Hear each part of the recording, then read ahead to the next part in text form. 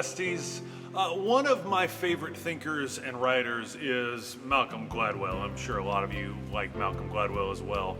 I feel like over the years I've learned a lot from him, but one of the lessons that I dwell on very often is the distinction between strong link and weak link sports.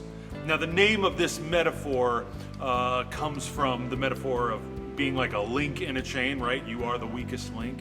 And it's a framework for how we can assess what needs to take priority in a given system. So basketball, Gladwell says, is a strong link sport. The goal is usually to get the ball in the hands of the best player on the court because they can and they do drive much of the outcome of the game. This past winter, Jerry Lynn and I got to go watch our beloved Thunder take on the LA Lakers, and in particular, they were taking on LeBron James. Let's be honest about this. I got to see King James for the first time in person, and it was almost indescribable. Now, I recognize, our boys are in a rebuilding phase. There's a lot to be hopeful about with this new Thunder team, but when you put our young team up against arguably the greatest player of all time, it's just not fair, right? The only way I knew how to describe it was that I felt like I was watching a man when everyone else on the court were boys. That's what it's like watching a strong link sport.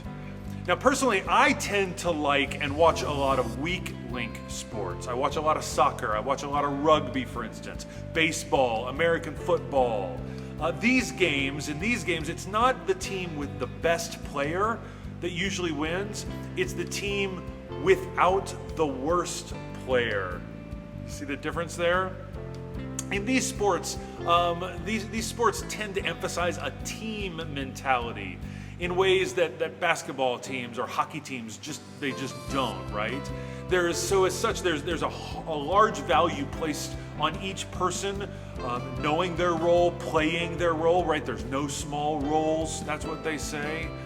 Every single position is important, right? It doesn't matter how good your quarterback is or your starting pitcher. It doesn't matter if the offensive line or the outfield can't handle what's coming at them, right? And so there is discouragement on these weak link sports teams about any one player getting haughty, right? Getting a little braggy. We tend to tamp that down. It's not cool, right? Because it's also not effective. This is all of us, not just one of us.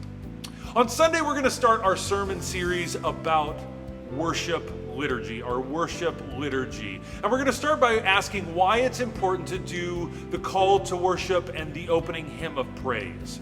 And as we prepare for Sunday, I want to ask you to ask yourself if you think that the church and the Christian faith is a strong link thing or a weak link thing.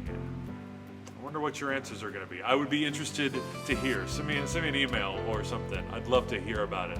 Or let me know on Sunday after the sermon. I thought it was this. You said it was that. Or, I didn't even think about any of that stuff. I'd love to hear what you have to say. All right, friends. Have a great weekend. Peace be with you. We'll see you on Sunday.